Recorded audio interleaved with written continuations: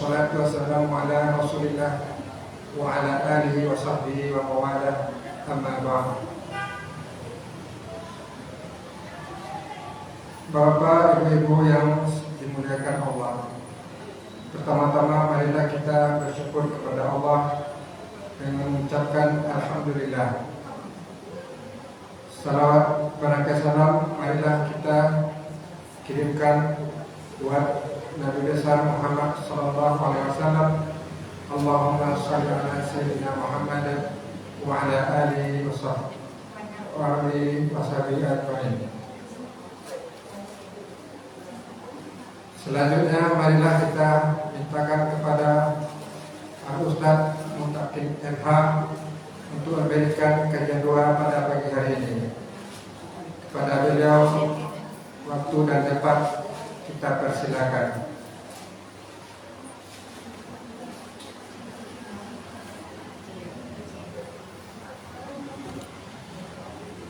Bismillahirrahmanirrahim. Assalamualaikum warahmatullahi wabarakatuh. Innal hamdalillah nahmaduhu wa nasta'inuhu wa nastaghfiruh wa na'udzu billahi min shururi anfusina wa min sayyiati a'malina. Man yahdihillahu fala mudilla lahu wa man yudlilhu fala hadiya lahu. Ashhadu an la ilaha illallah wahdahu la sharika lahu wa ashhadu anna Muhammadan 'abduhu wa rasuluhu la nabiyya wa rasula ba'da, amma ba'd. Bapak-bapak, ibu-ibu, jamaah Masjid Asy-Syifa yang dimuliakan Allah Subhanahu wa taala. Alhamdulillah pada pagi hari ini kita di bulan Sya'ban, kita masih dalam kondisi sehat, dalam kondisi hidup. Karena banyak orang mereka sakit dan banyak orang yang mereka sudah meninggal dunia. Sebenarnya kita kalau sering-sering ke rumah sakit ini, kalau bisa iman paling tinggi daripada iman orang lain. Karena ada seorang ulama saya pernah baca, hendaknya kita ini kalau wisata datangnya ke kuburan, kata dia. Kenapa? Biar mengingat mati, sehingga kita ingat dengan Allah. Kalau kita ingin bagaimana bersyukur betapa besarnya nikmat sehat, sehingga dengan itu kita banyak beribadah, maka kata beliau sering-sering datang ke rumah sakit. Karena kalau kita lihat pasien, sekiranya pasien itu kita, maka kita bersyukur. Tapi kalau misalnya tiap hari lihat pasien udah biasanya, ini biasanya, ini nggak bisa begitu. Makanya iman paling tinggi itu ya orang-orang yang tinggal di rumah sakit. Kenapa? Dia sering melihat orang sakit. Sekiranya dia sakit seperti itu bagaimana? Dan bisa jadi juga sering melihat orang meninggal. Kalau sekiranya dia meninggal putus harapan, tinggallah semua yang dicari berpuluh-puluh tahun, tidak ada kesempatan untuk beramal dan hisab, tinggal menunggu besok kelak di hari kiamat. Maka Bapak Ibu jamaah yang dimuliakan Allah Subhanahu wa taala, ini menjadi satu keistimewaan ya bagi orang-orang yang memang Allah takdirkan mereka tinggal di lingkungan rumah sakit dan bekerja di rumah sakit, imannya paling tinggi sepertinya kalau dilihat dari gaya-gayanya. Maka tinggal kita mengambil dan mengevaluasi. Bapak Ibu yang dimuliakan Allah Subhanahu wa taala, di bulan Sya'ban ini kita sudah masuk bulan Sya'ban tanggal berapa, Bu? 10 atau 11? Nah, pokoknya antara itulah ya, antara itu aja. Jadi kurang lebih 20 hari lagi kita akan masuk dengan bulan yang paling mulia, bulan Ramadan. Maka banyak-banyak kita berdoa, Allahumma sallimni ila Ramadan wa sallimni Ramadan wa tasalamuhu minni mutaqabbala. Ya Allah, sampaikan aku ke bulan Ramadan dan Ramadan itu sampaikan pula kepada aku, dan terimalah amal-amalku nanti ketika bulan Ramadan. Para ulama menganjurkan Bapak Ibu mulai sekarang itu ada 4 amal. 1 doa, kemudian yang kedua banyak-banyak puasa sunnah. Dan Nabi paling banyak puasa sunnah setelah puasa Ramadan adalah puasa di bulan Sya'ban. Kemudian Nabi, para salafus saleh mereka banyak baca Al-Quran. Kalau bisa Bapak Ibu mulai sekarang banyak baca Quran, biar nanti di bulan Ramadan kita banyak baca Quran. Jadi gak berat lagi, udah terbiasa gitu. Makanya dulu ada seorang salaf, Bu, namanya Amr bin Qais. Amr bin Qais ini kalau sudah masuk bulan Sya'ban, maka aghlaqa hanutahu wa tafarraqa li qira'atil Qur'an. Ditutupnya tokonya, kemudian dia fokus baca Quran. Bulan Sya'ban tokonya udah tutup. Bulan Ramadan apalagi? Kalau kita kan justru bulan Sya'ban ini udah mulai lihat toko mana yang cocok nih untuk pembukuan gitu kan. Nanti bulan Ramadan makin ngeri lagi ya. Habis itu tutup balik ya kan. Jadi mereka memandang betapa bulan Sya'ban ini bulan yang luar biasa. Dan Nabi mengatakan, "Dzalika syahrul yaghfalun nas baina Rajab wa Ramadan." Itulah bulan yang mana orang banyak lalai. Bulan lalai itu kapan? Yaitu bulan antara Rajab dan Ramadan. Antara Rajab Ramadan itu apa Bapak Ibu? Bulan Rajab bulan 7, Ramadan bulan 9. Berarti yang lalai itu bulan 8. Bulan apa namanya? Agustus. Sya'ban. Bulan Sya'ban. Maka Bapak Ibu jemaah yang dimuliakan Allah Subhanahu wa taala, yang pertama banyak doa, yang kedua puasa sunnah, yang ketiga banyak-banyak baca Al-Qur'an, dan yang keempat banyak-banyak beramal soleh untuk bulan Sya'ban ini nanti. Dan nanti ketika masuk bulan Ramadan kita sudah otomatis. Karena dari 12 bulan itu yang paling inti satu bulan Ramadan. Makanya kata Ibnu Rajab Al-Hambali, para salafus saleh, Bapak Ibu, mereka kalau 6 bulan setelah Ramadan selesai, mereka selalu menyematkan kata-kata Ramadan agar Allah menerima amal mereka di Ramadan kemarin. 6 bulan setelah Ramadan. Dan 6 bulan menjelang Ramadan, mereka doa lagi terkait juga Ramadan. Ya Allah, sampaikan kami ke bulan Ramadan. Jadi setahun itu tetap ada kalimat Ramadan. Maka Bapak Ibu, satu-satunya bulan yang disebut dalam Quran cuma bulan Ramadan. Tidak ada bulan Muharram. Ada Ibu baca? Tiba-tiba di Quran juz 19 ayat 3 ketemu Muharram, ada? Itulah ini kitabnya berarti itu. Tidak ada. Muharram tidak ada, Safar tidak ada. Yang ada cuma Ramadan. Syahrul Ramadan alladzi unzila fihil Quran. Maka kita perlu serius sebelum menghadapi Ramadan. Bisa jadi ibu-ibu depan saya nih, ibu-ibu samping kanan juga, ini bisa jadi ini Ramadan terakhir bagi ibu. Iya, ada tanda-tanda belum nih? Nah, itu makanya saya bilang serius. Tidak tahu, betul. Kalau tahu bahaya nih ya kan. Tidak tahu maka bagus ya kan. Makanya jamaah yang dimuliakan, kita memang selalu bersyukur dengan kita melihat orang sakit, kita terbayang sekiranya kita sakit. Atau kita melihat orang meninggal, bayang sekiranya kita meninggal. Jadi yang cocok tuh kita membayang-bayangkan tuh bagus gitu loh. Yang repot nih udah tiap hari lihat orang mati, nggak juga terbayang-bayang sama dia dirinya. Ini gawat ini. Nah, ini bahaya ini orang kayak gini. Di ruqyah ini pakai cabai rawit, pakai garam bisa juga. Nah ini biar sadar. Maka Bapak Ibu jemaah, kita bersyukur atas segala nikmat yang Allah berikan. Salawat dan salam semoga tercurah kepada Nabi Muhammad SAW. Saya di sini dikasih materi sekali lagi tentang pendidikan. Bapak Ibu, saya pada pagi hari ini saya ingin berbicara tentang pendidikan rumah ya. Selama ini ada salah kita memahami definisi pendidikan. Kita memahami pendidikan itu kayaknya kalau sekolah aja ya, Bu? Ya kan? Orang memahami pendidikan itu kalau sekolah itu salah. Karena pendidikan tidak bisa diwakili oleh sekolah. Dan sekolah itu formal. Dan pendidikan itu ada formal. Jadi sekolah ya pendidikan. Tapi kalau cuma pendidikan di sekolah itu salah. Jadi pendidikan tuh ada yang formal kayak sekolah, ada yang non formal kayak workshop, seminar ya, latihan-latihan workshop 3 hari bayar 5 juta.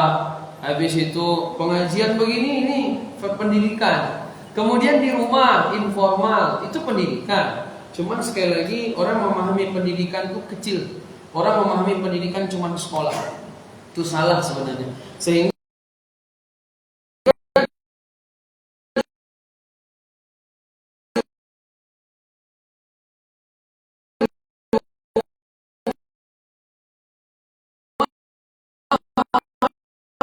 mau belajar karena orang taunya belajar itu di sekolah. Kalau ada masuk kajian majelis taklim itu pendidikan. Sekali lagi kita ini dipahamkan pendidikan itu cuma sekolah saja, itu salah. Maka Bapak Ibu yang dimuliakan Allah, kita berbicara tentang pendidikan rumah untuk pagi ini. Kemarin-kemarin saya berbicara tentang pendidikan di sekolah, tapi sekarang kita berbicara pendidikan rumah. Jadi begini Bapak Ibu, hari ini ada masalah bahwa anak-anak ini banyak yang nggak mau pulang ke rumah. Kalau di kota-kota besar ya, itu banyak orang tua nggak dirindukan lagi sama anak. Jadi memang dia tuh apa istilahnya tuh? Dia tuh kalau kita nelpon tuh memanggil tapi enggak. Jadi ada istilah kalimat itu saya agak lupa, kemarin baru saya ulang. Jadi dia nyambung apa kalimat itu. Jadi intinya orang tua anak ini samping tapi enggak connect gitu kan. Jadi banyak orang tua kehilangan anak hari ini. Makanya Bapak Ibu, ilmu tentang rumah tangga ini penting. Bahkan kalau bisa ada kuliahnya S1 Ibu Soleha, tapi nggak ada kan sampai hari ini. Itu pakar pendidikan nasional, Ketua Dewan Dakwah Pusat, Dr. Adian Husaini, ya kan? Kalau Dewan Dakwah ini kan kerjasama sama apa ini kan kuat juga ya, Universitas Muhammad Nasir. Jadi saya mengkaji pemikiran beliau, Dr. Adian Husaini. Kalau beliau datang ke Bukit Tinggi, dia WA saya, mungkin saya lagi di hotel. Sekarang saya diskusi tentang buku-buku beliau. Buku beliau sangat banyak Bapak Ibu. Pakar beliau di bidang pendidikan, dan beliau sudah menguji lebih 200 disertasi tentang pendidikan. Nah, jadi Bapak Ibu yang dimuliakan Allah, beliau mengatakan apa? Sekiranya pemerintah itu sudah mulailah membuat S1 ibu rumah tangga, S1 ayah soleh, bukan solehah ya, S1, pokoknya S1 keluarga. Tapi kan nggak pernah ada sekolah keluarga. Yang ada cuma sekolah untuk apa ini, skill. Biar pandai nyuntik, biar pandai bengkel, berarti sekolah apa nanti dia kan, otomotif, teknik. Tapi nggak ada keluarga. Padahal Bapak Ibu, untuk kayak mesin aja lah ya, kita bicara tentang mesin aja. Itu SMK-nya 3 tahun, nanti S1-nya 4 tahun, per 1 semester ada evaluasi. Bayangkan, serius kan? Padahal itu udah pasti, bautnya di sini, apanya di sini. Tapi kalau ilmu rumah tangga, ilmu keluarga, menguasai rumah tangga, itu susah. Bahkan dia dinamis kan. Kadang jam 7 bininya suka sama lakinya, habis 7:05 udah ngamuk aja, berubah-ubah dia, ya kan? Makanya Bapak Ibu, Nabi kita mengatakan sebaik-baik orang yang paling baik kepada istrinya. Khairukum li ahlihi wa ana khair li ahli. Sebaik-baik kalian, sebaik-baik orang yang paling baik kepada istrinya, orang yang paling baik kepada keluarganya, itu kata Nabi. Bukan yang paling baik kepada orang lain. Baik sama orang lain ya juga. Akan ada hadisnya, khairun nas anfa'uhum linnas. Sebaik-baik orang yang banyak memberikan manfaat bagi orang lain. Tapi nomor 1 keluarga. Makanya lagunya, harta yang paling berharga adalah keluarga, bukan karir. Orang kan karir yang dikejar terus, keluarga tinggal. Bagus dia membangun karir, hancur karir dia, itu lebih ringan daripada hancurnya keluarga. Makanya Bapak Ibu, dalam Al-Quran ada namanya surat keluarga, ya kan? Ada namanya surat keluarga. Surat apa Bu? Surat Ali Imran. Gak usah dijawab, langsung saya jawab. Surat Ali Imran. Ali Imran berarti kan Ali artinya keluarga, Imran ya Imran gitu kan. Keluarga Imran ada dalam Quran. Maka Bapak Ibu, ada nggak surat pekerjaan? Nggak ada. Cuman kita selama ini S1, S2, S3 kita itu cuman fokus untuk kerja, melatih untuk kerja. Kecerdasan kita ini nggak untuk rumah tangga, nggak untuk keluarga, untuk kerja, untuk cari duit biar bisa makan. Waduh, ini sebenarnya ya nggak salah juga, tapi kalau itu kecerdasan habis ke situ, rugi. Karena rumah tangga itu lebih mahal daripada apapun. Maka Bapak Ibu, dalam Quran Allah katakan, surat Ali Imran ayat 33. Surat apa tadi Bu? Sempat juga lupa lagi, udah saya ulang-ulang. Surat, memang kalau di Syifa ini jamaah itu pencar-pencar. Ada di sini, ini jamaah itikaf 1, jamaah itikaf 2 di sana. Di sana tuh yang paling belakang juga dari tadi. Enggak apa-apa, yang penting dengar ya Bu ya. Nah, jadi Bapak Ibu, Allah katakan apa? Innallaha astafa Adam wa Nuhan wa ala Ibrahim wa ala Imran 'alal 'alamin. Allah telah pilih Adam, Allah pilih Nuh, Allah pilih keluarga Ibrahim. Kalau Allah pilih Nabi Adam, wajar, ya kan, Nabi. Allah pilih Nabi Nuh, wajar. Nabi Nuh ini Rasul pertama. Kalau Nabi pertama ada sebelum dia, tapi dia Rasul pertama. Wa ala Ibrahim, dan keluarga Ibrahim. Nabi Ibrahim, dia Nabi, dia Rasul ulul azmi pula lagi. Kemudian beliau punya anak 2 orang, Nabi Ismail, Nabi Ishak, Nabi juga. Kalau Allah pilih wajar. Tapi yang keempat nih yang agak jadi pertanyaan, wa ala Imran 'alal 'alamin, dan keluarga Imran. Imran ini siapa? Nabi? Bukan. Dia enggak Nabi dia, Rasul apalagi. Tapi kok disebut nama dia sejajar dengan keluarga para nabi? Karena dia berhasil mendidik istrinya. Padahal ketika istrinya mengandung Maryam, anaknya kan Maryam, nanti Maryam melahirkan Nabi Isa alaihissalam. Kita Nabi, orang Tuhan sama dia lain pula lagi. Nah, jadi ini ketika istrinya mengandung, dia meninggal. Imran sudah meninggal lebih dulu. Makanya yang mendidik Maryam itu nanti adalah Nabi Zakaria. Nabi Zakaria. Jadi Bapak Ibu yang dimuliakan, meskipun gak sempat, tapi karena berhasil mendidik istrinya namanya Hannah, maka nama dia dan keluarganya dimasukkan dalam Al-Quran. Hebat. Nah, keluarga itu luar biasa. Bapak Ibu sekalian, dalam Quran ada sahabat Nabi. Sahabat Nabi kan jumlahnya 114.000 orang. Yang Nabi sahabat paling mulia Abu Bakar. Ada nama Abu Bakar dalam Quran, Bu? Enggak ada. Ibu tiba-tiba baca Quran bertemu nama Abu Bakar, enggak ada. Umar bin Khattab, enggak ada juga, Pak. Umar bin Khattab nih setan takut sama dia. Lewat dia lari setan. Kalau kita lewat kita datang setan namanya. Nah, ini bapak-bapak ibu-ibu yang ke masjidnya hati-hati nih, jangan-jangan datang pula apa tuh jin ifrit apa Firaun segala macam. Nah ini jadi jamaah yang dimuliakan, enggak ada namanya dalam Quran. Tapi ada seorang sahabat disebut namanya dalam Quran karena keluarga, yaitu surat Al-Ahzab surat 33 37 kalau tidak salah. Falamma qadha Zaidun, ketika Zaid sudah menyelesaikan urusan. Maksudnya Zaid ini kan anak angkat Nabi. Apa yang kurang soleh? Zaid bin Harisah, anak angkat Nabi, menikah dengan sepupu Rasulullah namanya Zainab binti Jahas. Setahun menikah, tidak bertahan lama dan mereka bercerai. Karena perceraian mereka disebutkan nama Zaid dalam Quran. Zaid aja cuma ada, Bu, dalam Quran. Nama saya ada juga, Muttaqin. Cuman bukan karena saya, cuman karena Bapak Ibu saya lihat di Quran ada Muttaqin dan Nabi Muttaqin. Kalau nama-nama Ustaz, Firaun ada juga, iya juga ya. Jadi di Quran ini Bapak Ibu nama dimasukkan itu antara dua. Kalau tidak mulia sekalian, hina sekalian. Iblis ada juga dalam Quran, iblis ada juga. Makanya Bapak Ibu jangan sembarang-sembarang ngasih nama cucu ya. Dikasih nama cucu jahanam. Ini di Quran banyak juga ya kan. Hati-hati, pandai bahasa Arab. Nah, jamaah yang dimuliakan, betapa persoalan keluarga itu serius. Serius. Kalau saya setelah mengkaji itu lebih penting menurut saya itu ilmu rumah tangga nih daripada ilmu karir gitu kan. Itu karir itu bisa workshop 2 hari, bekam 2 hari bisa. Apa duit ya kan? Ya kalau ilmu diobrol-obrol bisa. Cuman dikuliahkan kan lama tamatnya. Harusnya 2 tahun buat 5 tahun. Kan biaya kuliah banyak. Ya kan bisa kan, Bu? Kalau diseriusin bisa tuh. Nah, makanya Dr. Adian Musa ini ketua Dewan Dakwah mengatakan SD itu 5 tahun aja katanya. SMP 2 tahun, SMA 2 tahun. Kan bisa dipangkas tuh biaya pendidikan. Harusnya ya segitu-segitu juga pandainya. Tamat 15 tahun, tamat 18 tahun, segitu-segitu aja tuh katanya. Jadi selama ini agak lama nih jenjang pendidikan kita terlampau lama. Saya kuliah juga Bapak Ibu, saya lihat kalau kuliah itu 2 tahun bisa. Ini buat 6 tahun. Kan lama. Makanya sekarang banyak orang buat pelatihan itu pandai juga. Cuman nanti standarisasinya itu pemerintah masuk ke situ.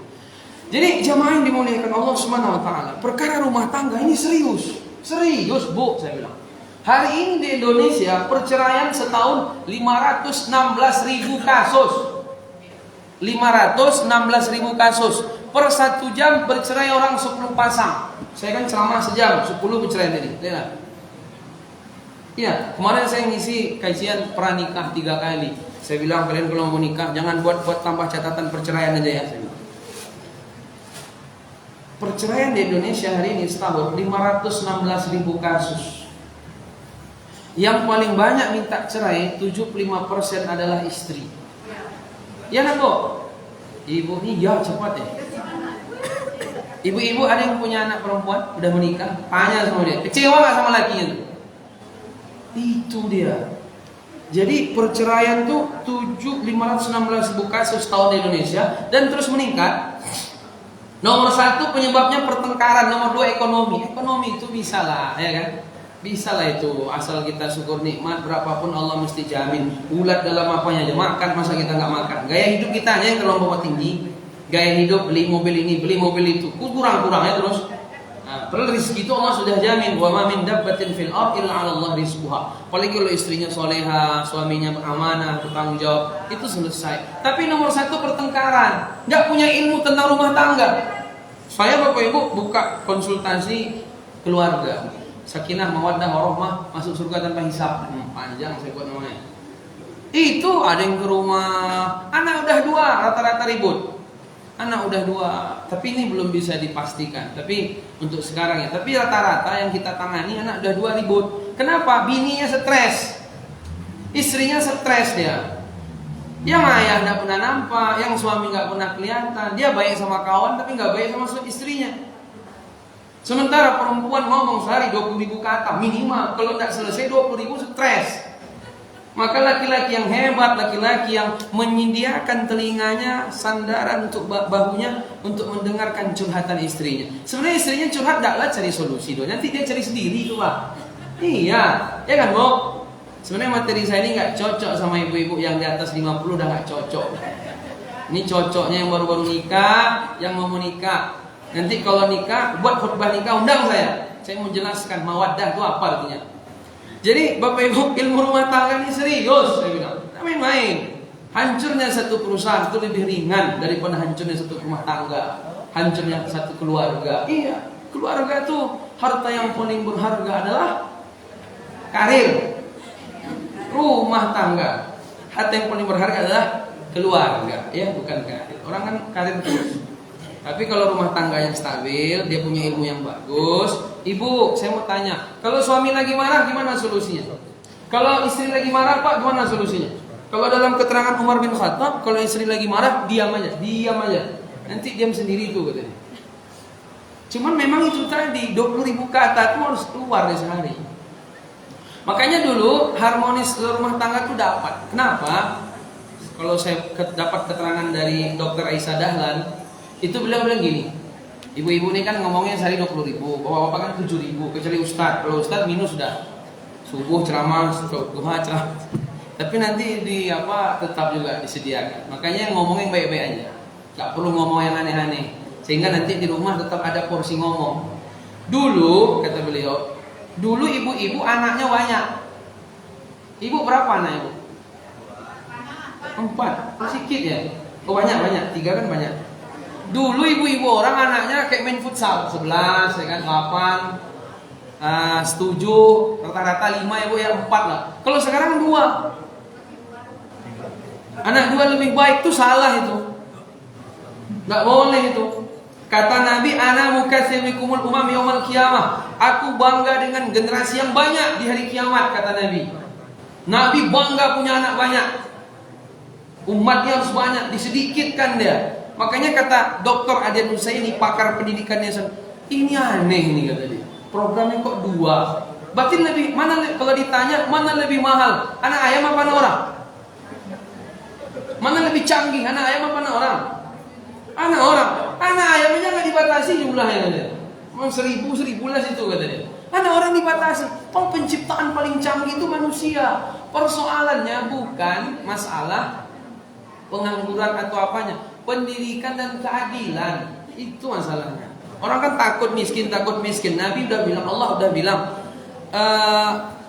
kata Allah dalam Al-Quran, Bapak Ibu, kata Allah Subhanahu Wa Taala, wala taqtulu auladakum khasyatal imlaq nahnu narzuqukum wa iyyahum. Jangan bunuh anak kalian karena takut miskin, karena kami yang ngasih rizki kepada kalian dan kami yang ngasih rizki kepada anak-anak kalian. Kalau anaknya 10 jadi ulama kan hebat. Persoalannya anaknya 2 nggak dididik jadi bandit, kan merusak yang ada. Makanya mati aja lah cepat lagi anaknya. Ngapain dia punya anak nggak dididiknya baik-baik? Karena manusia nih kalau dididik baik dia melebihi malaikat, tapi kalau sempat nggak dididik dia lebih ngeri daripada hewan. Iya Bapak Ibu. Nah jadi persoalannya kata Dr. Adian Husaini bukan di penanggulangan jumlah, tapi pendidikan dan keadilan. Jadi kalau anaknya dididik agama kan baik, semuanya Allah jamin rezeki kita. Kalau dia jadi anak baik kan bantu orang, semua kan bagus. Nah itu bab sendiri. Jadi Bapak Ibu yang dimuliakan Allah Subhanahu Wa Taala, kalau ibu-ibu zaman dulu anaknya banyak. Jadi kalau anaknya banyak kan sehari 20.000 kata. Jadi 20.000 tuh keluar untuk anaknya semua. Kemudian ayah-ayah zaman dulu kalau kerja cepat pulang. Kalau ayah-ayah sekarang kerja, pergi anaknya udah masih tidur, nanti pulang anaknya udah tidur. Tidak pernah ketemu sama anak, ya kan? Tidak pernah bicara sama istri apa persoalan rumah tangga, ya kan? Nah kalau ayah zaman dulu pergi jam 8 pulang jam 5. Jadi kan laki-laki ngomongnya sehari 7.000 kata. Dia di luar habis 6.000, sisa 1.000 pulang ke rumah. ada 1.000 untuk melawan bininya, ngomong maksudnya. Lalu yang istri tadi anaknya kan banyak, 20.000 kata sehari, anaknya 5, ngomong 19.000, sisa 1.000. Lalu ketemu 1.000 kan, enak gitu ha. Kalau sekarang yang bini, kalau kota berlebih, ya kan anak 2 dia 20.000 kata, sisa 14.000. Aku mana tuh bunjing lah jadinya kan. Yang laki-laki dia sibuk kerja di luar, nggak pulang-pulang. Pulang ke rumah udah minus 1.000, tuh nggak ngomong lagi. Pulang dia teh kata dia, air hangat mandi, dah tidur. Tuh disitulah akhirnya banyak istri-istri stres. Makanya 75% perceraian di Indonesia hari ini yang minta cerai adalah istri. Nah, jadi Bapak Ibu, perkara rumah tangga ini saya sampaikan serius ya. Oke, tadi saya bilang bahwa problem hari ini anak-anak nggak mau pulang ke rumah. Jadi gini Bapak Ibu, ada kisah kata guru saya. Jadi ada seorang ayah, dia punya anak tamat SMK. Lalu setelah tamat SMK tes kuliah swasta nggak lulus. Kemudian dibuatkan toko sama bapak ibunya. Bapak ibunya ya cukup berada lah, duitnya ada. Dibuatkan toko anaknya jualan. Rencana begitu Mak. Ternyata toko itu dibukanya jam 10, ditutupnya jam 1 siang. Dibuka jam 10, tutup jam 1 siang. Ibunya ngomel, marah. Ketika ibunya marah, nggak pulang dia 3 hari. Anak-anak sekarang begitu. Ngeri ya. Anak-anak sekarang berani-berani Bapak Ibu. Mereka kalau nggak suka orang tua, saya nggak suka sama ayah, kata dia. Gitu. Anak zaman dulu nggak ada, zaman saya nggak ada, apalagi zaman Bapak Ibu. Karena zaman dulu sistem pendidikannya pendidikan kolonial, nggak ada istilah nggak, harus taat. Karena habis perang kita kan, jadi gaya-gaya militer itu mesti bawa gitu. Nah, kalau sekarang nggak ada istilah generasi anak-anak apa? Generasi strawberry, generasi kristal, apa? Oh milenial. Kalau saya milenial nih. Milenial, zilenial, alfa, ya kan? Ya, ini generasi kristal. Kristal tuh dia tuh indah kan? Tapi coba kesinggung sedikit, pecah dia. Tinggi-tinggi pendidikan hari ini anak-anak kita, tapi mental nggak ada, lemah mereka. Ini salah juga orang tua. Jadi Bapak Ibu yang dimuliakan, yang anak tadi, ibunya kan marah, nggak pulang dia 3 hari. Besok begitu lagi, ibunya marah, nggak pulang dia 3 hari. Habis itu ayahnya nggak tahan, dibentaknya anaknya, nggak pulang 3 bulan. Bingung ayahnya jadi. Ketemu sama guru saya, Ustaz, kita dulu nak, kayaknya nggak gitu-gitu amat lah Ustaz. Kita kalau dimarahi sama orang tua zaman dulu, ya sudah, nanti kita sore pulang, ya kan? Kadang di rumah aja kita lagi malah, nggak kemana-mana. Tapi kalau anak sekarang nggak. Dulu waktu kita masih anak-anak, kalau kita salah dimarahi orang tua, kita yang minta maaf sama orang tua. Sekarang kita udah jadi orang tua, kita juga yang minta maaf sama anak. Jadi bingung kan? Jadi Bapak Ibu yang dimuliakan Allah Subhanahu wa taala, ternyata tantangan orang tua mendidik anak hari ini lebih berat daripada dulu. Kalau orang tua nggak mengupgrade ilmunya dalam mendidik anak, nggak bisa. Dulu kalau skalanya 4, orang tua punya ilmu 4, tantangannya 4 zaman dulu Pak. Tapi kalau zaman sekarang ilmunya 4 juga, nggak di-upgrade sama dia. Tantangannya 400, dia punya PR 396 ilmu yang harus dikaji sama dia. Anak-anak LGBT banyak sekarang nih. Iya Bapak Ibu. Penyakit anak-anak 3 kalau saya baca dalam buku Kak Hilman itu, Parenten itu. 1, dia otaknya pornografi. Anak SD, saya pernah berapa kali temui, lucu-lucu kalau ketemu kita. Kalau ketemu kawan dia cerita yang aneh-aneh tuh. Cobalah cek nanti sesekali Bapak Ibu. Kecuali yang Allah beri rahmat sama dia. Yang kedua, mereka depresi anak-anak hari ini. Mereka sayat-sayat tangannya tuh. Ada tuh. Di sini ada nggak Bu? Nggak ada. Kemarin saya kriyo ceramah parenting itu ada anak SD di wilayah satu daerah. Di sini saya rasa ada, cuman kita nggak tahu ya, karena kita nggak menggiat pendidikan, ya kan? Kenapa orang tua di rumah membanding-bandingkan anaknya, menekan-nekan anaknya, akhirnya dia stres, akhirnya di sayat-sayatnya tangannya bahagia. Habis itu yang ketiga HP. Nah ini 3 ini penyakit anak-anak hari ini. Jadi Bapak Ibu yang dimuliakan Allah Subhanahu Wa Taala, anak yang tadi itulah yang terjadi. Nggak pulang dia 3 bulan. Akhirnya ayahnya menyesal. Dulu tantangannya nggak banyak. TV aja payah dulu, Bu. Yang punya TV orang kaya. Itu pun kadang hitam putih. Jangan ini hitam putih. Iya. Oh berarti belum milenial ini. Kalau udah berwarna kan hitam putih itu. Yang berwarna tuh milenial tuh gitu. Nah, jadi kalau dulu cuma TV, itu pun TVRI ya kan, biasalah TVRI kan, film pendidikan banyak. Sekarang enggak, ada HP, ada internetnya, ada LGBT, macam-macam, narkoba, macam-macam Bapak Ibu. Maka kalau orang tua nggak mengupgrade ilmu dalam pendidikan anak, dia bingung dengan anaknya nanti. Makanya Allah mengatakan, Nabi mengatakan dalam hadis, kata Nabi, kullu mauludin yuladu 'alal fitrah, fa abawahu yuhawidanihi aw yunassiranihi aw yumajjisanihi. Kata Nabi, anak lahir ke dunia semuanya fitrah. Anak semuanya baik, anak nggak ada yang melawan, anak pokoknya manut fitrah baru lahir ke dunia. Tapi ketika dikasih anaknya fitrah sama Allah, dikasih ke orang tua, lalu kenapa anaknya jahat setelah itu? Ini dosa orang tua ini. Besok orang tua masuk neraka karena nggak menjaga amanah yang Allah berikan. Allah nggak pernah ketika melahirkan anak Bapak Ibu ke dunia, ketika ditakdirkan Allah lahir anak ke dunia, tiba-tiba jadi Firaun. Kan nggak ada anak langsung lahir jadi Firaun. Nggak ada. Tiba-tiba pandai nyuri, nggak ada. Pandai melawan, nggak ada. Tapi yang membuat itu orang tua, kata Nabi. Makanya orang tua harus lihat diri, jangan guru terus. Guru tuh nggak wajib didik anak kita Bapak Ibu. Yang wajib didik anak kita. Ini kalimat masih banyak. Itulah guna guru, didik anak saya, itu tugas guru, kata dia. Anak tuh tugas orang tua, bukan tugas guru. Guru bantu. Makanya kata pakar-pakar pendidikan, kesalahan berpikir orang tua hari ini ketika sekolah dijadikan sekolah. Yang benar tuh sekolah itu rumah sebenarnya. Guru terbaik orang tua.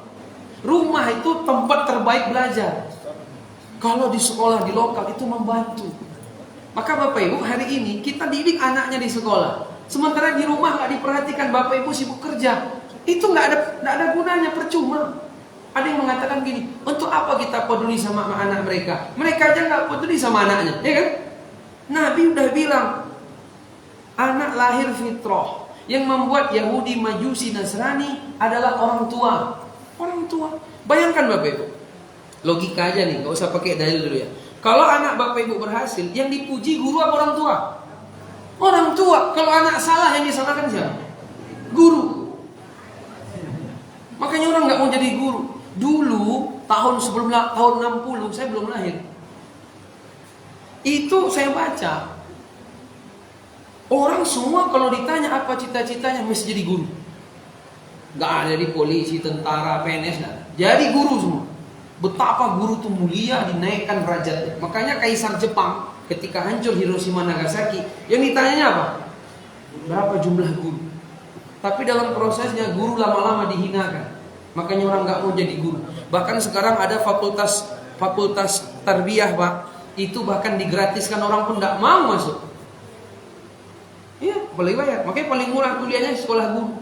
Dulu guru tuh paling susah masuknya. Orang kalau kuliah apa dulu namanya itu ya, SGA Ibu. SGA, sekolah guru atas. Di atasnya lagi sebelum SPG. SGA ya. Nah, SGA. Tuh, sebelum SPG itu SGA. Saya baca. Itu orang kalau nggak lulus sekolah guru nih, baru dia nanti sekolah favorit. Itu. Habis itu nanti baru di bawahnya lagi. Kalau sekarang nggak, tes ini nggak lulus terakhir jadi guru. Makanya yang jadi guru pun, ya Allah Allah, bukan berarti kita apa, kurang ininya. Betapa guru itu sangat mulia aslinya, makanya orang pengen dulu semua cita-citanya jadi guru. Sekarang udah jarang jadi guru. Apa cita? Di tentara, semua kayak gitu. Apa cita? Jadi ini, semua kayak gitu. Nggak ada jadi guru lagi. Direndahkan. Jadi Bapak Ibu yang dimuliakan Allah Subhanahu Wa Taala, orang tua itu yang berkewajiban mendidik anak. Kalau nanti anaknya berhasil, yang dipuji mesti orang tua, bukan gurunya. Tapi anehnya kalau anaknya salah, disalahkan gurunya, bukan orang tuanya. Oh, Nabi menyalahkan orang tua, bukan menyalahkan guru. Nah, kalimatnya Bapak Ibu, fa'abawahu yuhawidanihi. Orang tuanya yang bikin dia majusi. Kalimat Nabi di sini fa'abawahu, bukan fawalidahu. Kalau walidun beda sama abun, abawahu. Walidani atau walidain, birrul walidain kita bilang beda. Kalau abawahu kata ulama itu lebih ke ayah dia. Memang artinya bapak ibu juga, tapi berat ke ayah. Tapi kalau walidain, awalidahu itu berat ke ibu. Jadi makanya anak kalau berbakti itu kan kalimatnya birrul walidain. bukan birrul abawain, ya kan? Kalau birrul walidain, anak berbakti lebih berat ke ibu. Tapi kalau mendidik ke pengasuhan lebih berat ke ayah. Ayah yang paling bertanggung jawab mendidik anak daripada ibu. Makanya dalam Quran, anak komunikasi sama ayah itu ada 14 keterangan. Anak komunikasi sama ayah ada 14 keterangan. Anak komunikasi sama ibu cuman ada 2. Anak komunikasi sama ayah ibu 1. Jadi dalam Quran itu ada 17 anak komunikasi sama orang tua. 14 bagian ayah, 2 bagian ibu.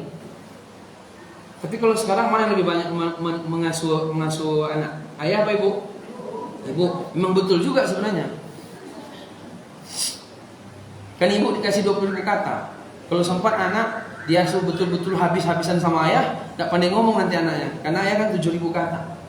Makanya Bapak Ibu, dalam berbakti itu anak lebih banyak ke ibu daripada ke ayah. Tapi dalam mengasuh, dalam pertanggungjawaban ke pengasuhan lebih banyak ayah daripada, lebih bertanggung jawab ayah daripada ibu. Lucu kan? Karena kalimatnya gitu. Makanya Bapak Ibu, ketika seorang sahabat datang ke Nabi, "Ya Rasulullah, kepada siapa saya paling pertama berbuat baik?" "Ibumu, ibumu, ibumu," sampai 3 kan? Baru ayahmu. Setelah diteliti, ternyata Bapak Ibu, energi anak laki-laki itu 75% dari ibunya. 75% dari ibunya. Energi anak laki-laki dari ayah cuma 25%. Jadi 75 dari ibu, 25 dari ayah. Jadi kalau sempat ibunya sedih sekali, itu anak laki-lakinya sedih 3 kali. Kalau sempat ibunya bahagia sekali, maka anak laki-lakinya bahagia 3 kali. Makanya dalam Islam, kalau anak laki-laki meskipun dia sudah menikah, tetap ibu nomor 1, bukan istrinya. Bukan berarti dalam menafkahi ya, apapun ibunya. Makanya istrinya membantu suaminya agar berbakti sama ibunya, biar keluarga mereka bahagia. Karena kalau perempuan beda, kalau perempuan sudah menikah, nomor 1 suaminya, baru nanti ibunya, ayahnya. Nomor 1 suaminya. Karena prestasi perempuan setelah dikaji dari ujung sampai pangkal ayat hadis semua, prestasi perempuan cuma 2, berbakti kepada suami dan mendidik anak jadi soleh. 2 itu aja, yang lain nggak hebat. Makanya di Korea pernah diteliti Bapak Ibu, ternyata pekerjaan yang paling berat di muka bumi dan lebih berat, yang paling mahal gajinya, yaitu mengasuh anak. Kalau Bapak Ibu kerja di sini ada jam lembur, mengasuh anak ada lembur-lemburnya. Tengah malam minta ini apa. Dan seorang ibu kalau sudah punya anak, itu 1 tahun tidurnya kurang 7.000 jam. Itu berapa gajinya tuh? Gak tergaji kan? Makanya kalau anak gede durhaka, langsung dikutuk jadi batu bisa. Segitu besarnya perjuangan sang ibu gitu. Nah, jadi Bapak Ibu yang dimuliakan Allah, di Korea pernah diteliti 3 hari atau 5 hari seorang suami mengasuh anak 5 orang. Stres suami Pak. 3 hari cuma ngasuh anak kecil 5 orang, stres. Sementara istri ngasuh anak 5 anak di rumah 3 hari tidak stres. Makanya laki-laki yang diteliti tadi di Korea tadi kan 3 hari ganti-gantian, 3 hari suami, 3 hari istri. Stres laki-laki. Adalah saya kerja ke kantor aja, nggak kuat jadi di anak di rumah. Tapi kalau istri kuat. Makanya perempuan bisa mengerjakan 4 kali pekerjaan laki-laki dengan syarat 2, dipuji dan dihargai. Itu aja ya. Ya kan, Bu? Ibu gak setuju ini. Saya mau tanya, ada yang baru menikah 3 tahun? Ada suami memuji, ada suami memperhatikan. Perhatian dan pujian, penghargaan dan pujian. Kalau penghargaan otomatis perhatian ya. Penghargaan dan pujian. Yang menghargai istri itu tidak usah banyak-banyak. Kalau menghargai itu kan hadiah, kan tahagu, kasih hadiah, sering-sering kasih hadiah, maka kamu bahagia. Kalau saya pulang ceramah, pergi saya ke Budiman, saya beli bendo 8.200 rupiah, kasih sama dia, senang tuh, bahagia. Jadi dipuji dan dihargai, dipuji dan dihargai. Perempuan bisa mengerjakan 4 kali pekerjaan laki-laki dengan syarat 2, dia dipuji dan dihargai. Tapi hari ini banyak laki-laki yang mereka tidak menghargai dan memuji istrinya. Dulu sebelum menikah nggak tanggung, Setelah menikah, itulah dia nggak punya ilmu tentang rumah tangga. Dia cuma punya ilmu tentang kerja. Betapa banyak orang ketika kerja, mohon maaf ya, kalau di bank itu kan luar biasa tuh kan. Assalamualaikum Pak, ada yang bisa dibantu? Tolong parkiran tuh. Nggak mungkin pula kan. Pulang dia ke rumah, ngamuk-ngamuk dia. Assalamualaikum, buka pintu. Tadi kita tempat pekerjaan, nggak tanggung bayarnya. Assalamualaikum Pak, SOP soalnya. Kau nggak potong gaji. Lebih mahal orang daripada istrinya. Lebih berharga pelanggan daripada istrinya. Ini salah ini. Teori dari mana ini? Itu tadi, karena otak kita dari dulu S1, S2, S3 hanya untuk cari duit, bukan membahagiakan rumah tangga. Oh, aku dengan cari duit banyak-banyak kan membahagiakan rumah tangga. Enggak. Rumah tangga itu enggak banyak duit bahagia. Berapa banyak orang makin banyak tinggi pangkatnya, makin banyak duitnya, yang ada makin jauh dari istrinya. Yang ada makin ribut sama keluarganya. Betul enggak? Selingkuh. Indonesia ini 40% selingkuh sekarang. 40%. Yang paling banyak orang selingkuh di kantor-kantor. Ya, banyak persoalan bisa dikaji satu-satu apa penyebabnya.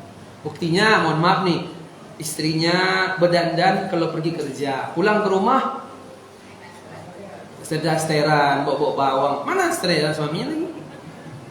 Dalam Islam, suami istri perempuan itu berdandannya di rumah, bukan di luar rumah. Ya tuh Pak. Nah, itu bela lagi nih. Jadi dilema hari ini dilema ya. Sebenarnya mohon maaf ya, tapi nggak mau saya sebut lah. Banyak ibu-ibu pula di sini, usahlah. Itu nanti kajian kedua aja. Jadi Bapak Ibu yang dimuliakan Allah, balik ya. Anak laki-laki 75% energinya dari ibu. Jadi kalau anak laki-laki pengen bahagia, dia harus banyak membahagiakan ibunya. Kalau dia bahagiakan ibunya sekali, dia bahagia 3 kali. Kalau ibunya dibuatnya sedih sekali, dia sedih 3 kali. Tapi hari ini banyak anak-anak nih kalau udah di Amerika, di Swiss, nggak ingat ibunya lagi. Dia nggak bahagia itu sebenarnya. Dia salah. Ya Bu ya. Makanya di kota-kota besar banyak orang tua yang udah pensiun itu tiap hari ke swalayan Pak. Orang-orang tua. Orang kalau sudah tua yang diharap dari anaknya bukan duit anaknya, cuman sapaan anaknya. Assalamualaikum, sehat, mama, papa, sehat, sehat. Dah itu aja. Yang diharapkan orang tua yang sudah tua dari anak, sapaan. Betul Bu? Makanya saya kalau ngisi parenting yang orang tua udah, ya ibunya masih ada, wajib nelpon orang tua sekali sehari. Makanya di kota-kota besar banyak orang-orang tua yang udah pensiun tiap hari ke swalayan. Kenapa dia tiap hari ke swalayan? Kenapa dia nggak belanja untuk seminggu? Biar ditanya sama kasir, sehat Pak, sehat Bu. Udah kenal kan tiap hari datang. Hari Senin dibelinya Panadol sebutir. Besok hari Selasa dibelinya lagi Panadol sebutir kedua. Biar tiap hari ditanya sama yang punya, yang kasir itu tadi. Udah kenal, Bapak Ibu ini tiap hari ke swalayan kita. Dia itu bukan pergi belanja aslinya, cuman pergi ditanya kabarnya sehat apa tidak. Makanya anak-anak kalau dia udah sukses secara dunia, dia harus nelpon ibu bapaknya minimal sehari sekali. Apalagi laki-laki. Jadi kalau ingin bahagia, dia harus membahagiakan ibunya. Kalau bahagia ibunya sekali, dia bahagia 3 kali. Dibikinnya sedih ibunya sekali, maka dia akan sedih 3 kali. Makanya kalau ada suami istri, dia nggak pernah baik rumah tangganya. Suami itu tanya sama dia berbakti nggak sama ibunya? Kalau nggak berbakti sama ibunya, makanya rumah tangganya nggak bahagia. Itu pendekatan Islam tuh begitu. Tidak percaya Bapak Ibu, coba nanti sampaikan ke suaminya. Ini yang baru-baru menikah 3 tahun, 4 tahun. Nikah tuh biasanya enaknya kalau secara bulan 3 bulan pertama. Katanya langit dan bumi milik berdua. Bukan bumi aja, bukan serasa dunia milik berdua. Langit dan bumi milik berdua. 3 bulan pertama. Kalau secara tahun 4 tahun. Kalau udah 4 tahun biasanya gitu. Nggak boleh. Makanya dalam Islam kalau dilihat ya, perjalanannya orang menikah itu kan, ini bukan dalam Islam, perjalanan orang menikah. Kalau pertama menikah itu melayani. Setelah itu level kedua udah agak kurang bagus, saling melayani. Habis itu level ketiga sendiri-sendiri. Tidur sendiri, makan sendiri. Ya, kalau sendiri-sendiri itu tidak bagus. Nah, Bapak Ibu yang dimuliakan Allah Subhanahu wa taala, jam Kalau jam itu terlambat, baterainya tuh terlambat tuh kayaknya. Apa jam saya yang kecepatan ya? Dalam Islam Bapak Ibu, balik lagi kita ke ayah sama ibu ya. Dalam Islam, dalam Quran dijelaskan komunikasi anak sama ayah kan tadi 14, sama ibu 2. Dalam Al-Quran, anak memanggil ayah dalam Quran tidak ada kalimat abi, yang ada abati. Tidak ada abi. Sekarang kan lagi abi. Udah banyak abi, balik lagi ke ayah, ya kan? Udah banyak ayah, balik lagi ke abi. Ini panggilan sama ke anak nih kayaknya keren-kerenan aja nih. Dulu kami usah abi. Udah mulai banyak ayah. Kenapa antum pakai ayah? Udah banyak kali abi kata dia. Dulu orang ayah semua udah pakai abi. Ya terserah lah, yang penting jangan bro aja, ya kan? Anak manggil bro kata dia. Ini masalah. Tapi kalaupun abi, dalam Quran tidak ada abi Pak. Yang ada abati. Misalnya Nabi Ismail sama ayahnya, ya abati, if'al ma tu'mar. Nabi Yusuf ke ayahnya Ishak, ya abati, inni ra'aitu ahada asyara kawkaba. Makanya paling banyak dalam Quran komunikasi anak sama ayah, bukan sama ibu. Sama ayah Pak, bukan sama ibu. Komunikasi anak sama ayah pakai abati, bukan abi. Apa beda abi sama abati? Kata ulama, abi itu panggilan nida lil mukhatab, panggilan kepada ayah yang nampak, kelihatan. Itu ayahnya nampak gitu. Tapi kalau abati, panggilan kepada ayah yang enggak kelihatan, nida lil ghaib. Ayahnya enggak kelihatan. Ternyata zaman dulu ayah-ayah memang jarang kelihatan. Ayah zaman dulu mereka aktivis, sibuk berdakwah, jarang jumpa. Nabi Ismail, ya kan? Ayahnya siapa namanya, Bu? Nabi Ibrahim. Itu jumpa 4 kali cuma. Ketika anak lahir, lalu disuruh pindah ke Makkah, tinggal habis itu. Habis itu 4 kali bolak-balik ketemu Nabi Ibrahim sama anaknya Ismail. Yang keempat bawa parang. Ya kan? Tapi ketika mau disembelih anaknya taat. Mau disembelih anaknya taat. Coba Bapak Ibu coba tes anak yang disembelih.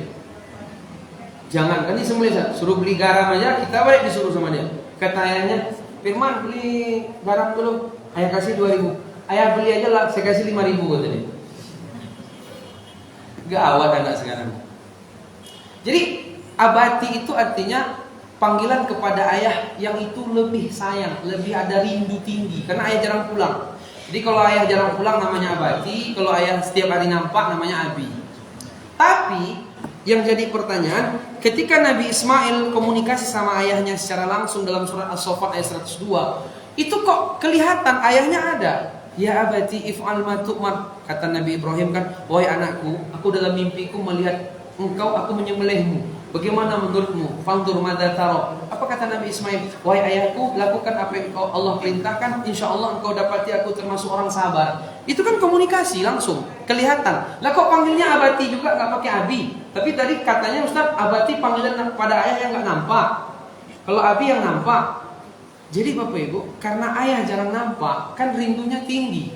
Sama lah Bapak Ibu punya anak 2. Satu sekolah di Mesir, satu sekolah di Indonesia. Yang di Mesir ini pulang 4 tahun. Pas jumpa tuh peluknya kan luar biasa lama kan? Karena jarang jumpa. Sesuatu yang jarang kelihatan, rindu kan gitu. Sama yang sering jumpa kan biasa saja. Tapi kok dalam konteks hadis ayat ini itu kelihatan. Ternyata Allah ingin menunjukkan kepada kita kaum muslimin, meskipun ayah sering kelihatan, tapi kerinduan anak kepada ayah seperti ayah jarang pulang. Jadi ketika ayah pulang kerja, anak bilang, ayah, itu wajib dan berhasil dipeluknya ayahnya. Ini kadang banyak ayah pulang dia dari kerjanya, jangan sama ayah sama ibunya, capek nih tadi. Ini salah ayah, error ini. Jadi kerja itu sambilan. Ketika dia pulang ke rumah, dia kembali ke pekerjaan pokok. Memang ayah jarang kelihatan, tapi kalau sekali kelihatan berkesan gitu. Ini enggak, ayahnya pulang, anaknya bilang, astagfirullahaladzim. Sudah 4 kali pula dia pulang. Ini masalah ini, enggak boleh. Ini yang masalah. Maka Bapak Ibu, tadi kan materi kita anak, ayah yang dirindukan, orang tua yang dirindukan. Karena banyak hari ini anak nggak rindu orang tua lagi. Anak nggak rindu orang tua lagi. Mereka, makanya di Jakarta ada guru saya tadi yang saya bilang, dia pulang kajian malam, habis itu pulang dia setengah 2 malam. Diperhatikannya banyak di tepi-tepi trotoar itu anak-anak SMP, anak SMA sampai setengah 2 malam perempuan laki-laki nggak pulang ke rumah. Dipikirnya nih orang miskin, nggak punya rumah. Ternyata setelah diteliti sama dia, ini ternyata anak-anak orang kaya, anak-anak pejabat, anak-anak dokter. Ketika ditanya sama guru saya nih, nggak pulang, nggak rindu sama orang tua, nggak, malas. Ayah kayak gitu, ibu kayak gitu juga. Yang satu malam yang satu Firaun, mirip-mirip orang tua. Terus nggak rindu sama orang tua, kapan komunikasi sama orang tua? Nanti kalau ATM habis, dia rela tidur di kos-kosan sama kawan-kawan. Padahal rumah orang tuanya megah, punya AC, luas, bisa main futsal di rumahnya. Orang-orang kaya, wah ada security-nya, galak-galak juga anjingnya, lengkap, tapi nggak rindu anaknya. Kenapa? Hilang cinta. Anak nggak rindu lagi sama orang tua. Jadi Bapak Ibu, ternyata yang membuat anak tuh nggak mau pulang itu orang tuanya. Ada juga kisah seorang anak perempuan, dia pulang sekolah SMP kelas 1 atau kelas 2 di Jakarta juga nih, naik busway pulang. Lalu ada anak laki-laki melihat dia terus, memandang dia terus. Mungkin suka sama dia kan. Marah anak perempuan nih. Kata anak perempuan tuh, ngapain lihat saya? Saya lapor kamu ke polisi nanti. Kata laki-laki itu di busway, laporkan ke polisi, ke tentara, ke presiden sekalian. Yang penting saya bisa melihat wajahmu. Langsung anak perempuan tadi lunak dia, kan dipuji. Asal dipuji kan lunak perempuan umumnya ibu ya. Kecuali Bapak Ibu yang memang udah tahu ya. Enggak ada dia. Akhirnya dia pulang ke rumah berdandan, sibuk berdandan. Akhirnya besok jumpa lagi sama laki-laki yang memuji dia tadi.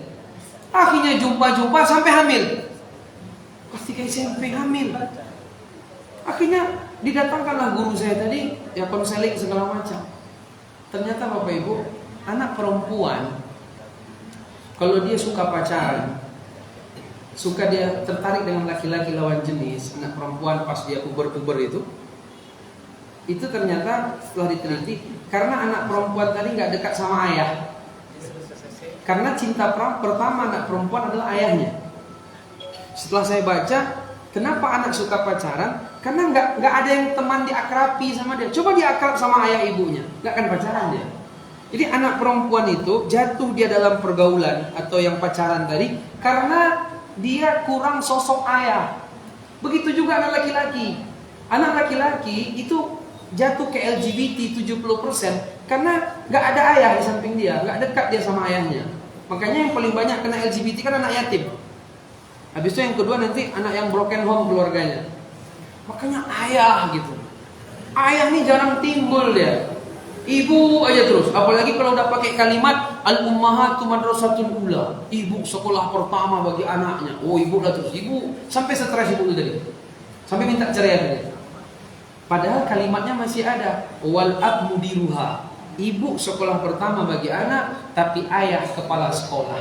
Jadi kalau rumah tangga ibarat sekolah, kepala sekolah tuh ayah, guru tuh ibu. Nah, kalau sekolah nggak punya kepala sekolah, gimana ceritanya Bapak Ibu? Begitulah rumah hari ini, nggak banyak ayah yang terjun untuk membantu istrinya di rumah. Jadi pesan saya, materi saya ini belum selesai sebenarnya, baru 60% lah. 2 bulan lagi kita lanjutkan nanti untuk yang orang tua yang dirindukan ini. Pesan saya, bagaimana seorang ayah itu ikut terlibat dalam mengasuh anak, ikut terlibat dalam mengasuh rumah tangga. Jangan serahkan ke istri ya terus. Bahkan Ibu Dr. Aisyah Dahlan dalam bukunya saya baca, seorang perempuan kalau bisa jangan kerja sih, kalau bisa. Bukan berarti nggak boleh, boleh. Ya. Kata beliau begini, seorang perempuan ketika dia melahirkan anak, itu 100% otak dia Allah buat fokus sama anaknya. Lalu kalau dia disuruh kerja, itu kacau dia tuh. Kacau. Karena memang fitrah dia itu untuk anak dia. 100% Allah buat otaknya untuk anaknya. Lalu kalau dia keluar dari kefokusan sama anaknya, dia stres sebenarnya. Karena memang perempuan itu ya untuk mendidik anak-anak mereka. Bukan berarti nggak boleh kerja, tapi porsinya Bapak Ibu ya. Nih Bapak Ibu banyak di sini kerja ya. Kalau enggak, ke rumah sakit kita nanti ya kan. Tapi begitu tuh. Nah, kata beliau apa coba lanjutannya? Tapi jangan habis ini keluar pula nanti. Kalau sekiranya dia berani keluar dari tempat pekerjaannya, itu ibu luar biasa, kata beliau. Nih saya nggak mau ulang nih, nanti masalah ulang. Ini saya serius Bapak Ibu, masalah rumah tangga ini serius. Ilmu yang paling susah dicari ilmu rumah tangga. Tapi harusnya ini ilmu yang paling wajib. Nah sekarang udah mulai banyak dibahas kan. Makanya kalau ada kajian-kajian parenting hadir, biar tahu tuh cara mengendalikan anak laki-laki, anak perempuan secara dalil, lalu secara penelitian, ya kan? Kita bukan berarti menolak psikolog. Psikolog tuh penting kali, bukan nggak penting. Cuman kalau dipakai terus nggak pakai dalil masalah. Saya perhatikan gitu. Misalnya dibilangnya jangan bilang jangan sama anak, jangan bilang jangan sama anak. Dalam Quran tuh banyak kalimat jangan. La taqrabuz zina, ya bunayya la tusyrik billah, wa la tusa'ir khaddaka linnas, wa la tamshi fil ardi maraha. Kata-kata jangan tuh banyak dalam Quran. Kita ini kan produk orang tua yang mengatakan jangan. Emang rusak otak kita Bapak Ibu? Enggak kan?